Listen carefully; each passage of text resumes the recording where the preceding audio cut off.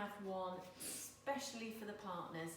One of the things that some partners say, particularly if the girls are exclusively breastfeeding, is what can I do to support them and have that connection with the baby? Well, you have the fantastic role of changing those babies' nappies. So it's absolutely personal choice whether you are going down the reusable nappy route or whether you're going down the disposable nappy route.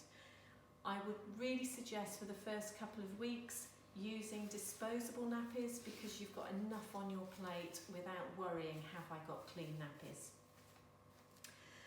So some top tips. If you have a little boy, it really doesn't matter how you clean them.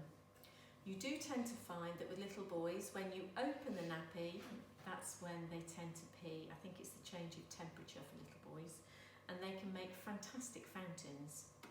So the recommendation is to pop a little tissue or a wipe or some cotton wool in your hand here, so when you open the nappy, when they wee, you've hopefully got something there to protect yourself and the baby.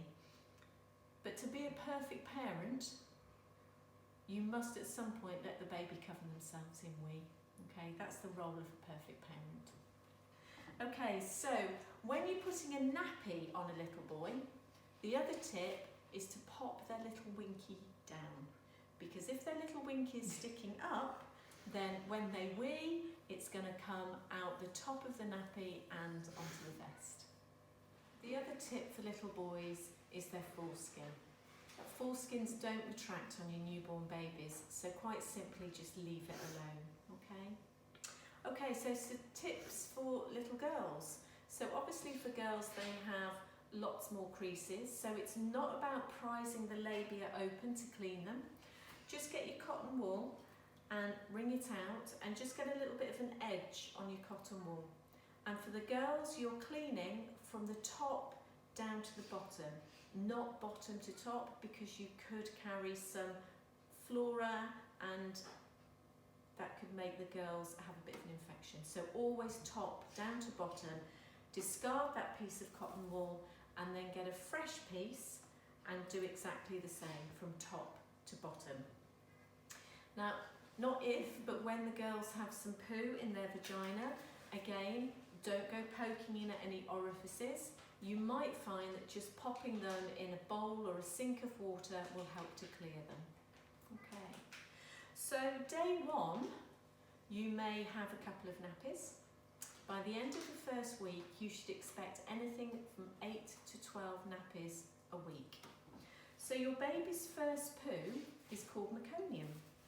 And for those of you who like Marmite, you either love it or you hate it, but that's what meconium looks like. It's very dark, it's very sticky and tarry, and can be quite a challenge to get off your baby's bottom. So day one, going into day two, you'll have your Marmite or meconium. We then move from the Marmite to green pesto. So these are based on breastfed babies. So day two, day three, coming into day four, you'd expect the nappies to change from that dark colour to a greeny colour. By the end of the first week, your babies will have yellow mustard coloured nappies. If you're choosing to breastfeed, and these are based on breastfed babies, poos can be very watery. If you're choosing to formula feed your baby, they tend to miss the pesto colour, so they go from the meconium to your yellow mustard colour, and their poos tend to be more formed and more smelly. They may also not have the bowels open every day, whereas breastfed babies, it could be 2 or 3 times through the day that they have a bowel motion.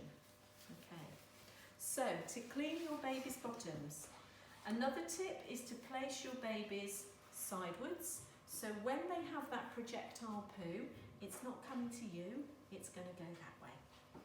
So you'd undo your babies from the feet to the waist. So you take their little feet out,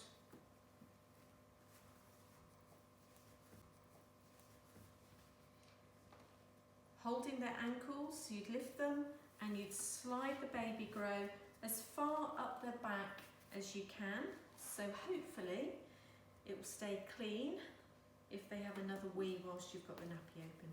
Do exactly the same with the vest, okay? Now if you've got babies that hands are all over the place and you want to sort of contain them, that's another tip, is to just pop their hands in the vest and then it just keeps them out of the way whilst you're doing your nappy. So you'd open your nappy, and if they've had the bowels open, with the front part of the nappy, wipe the bottom down and slide it underneath them. So you've tried to clean some of the poo off, but you've also got them on the dirty nappy, so if they continue to have a poo or if they had another wee, hopefully it will go onto your dirty nappy. You would then get your cotton wool and you would then clean.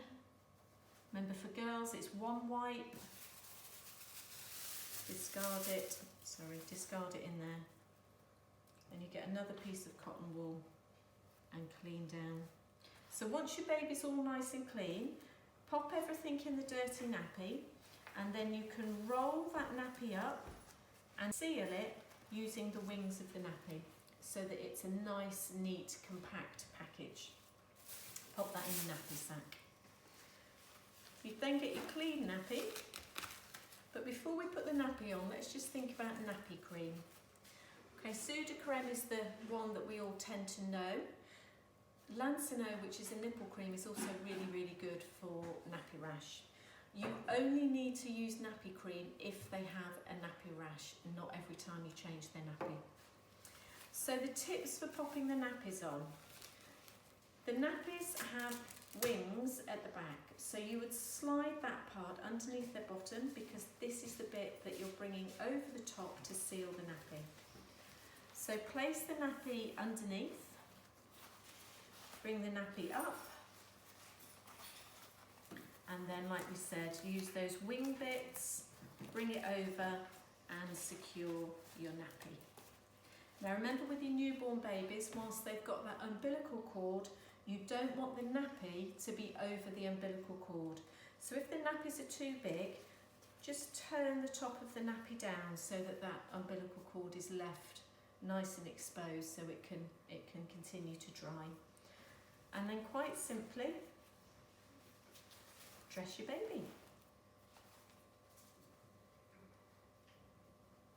And I promise you, within the first day, you will become Chief Nappy Sniffers and Chief Nappy Chasers.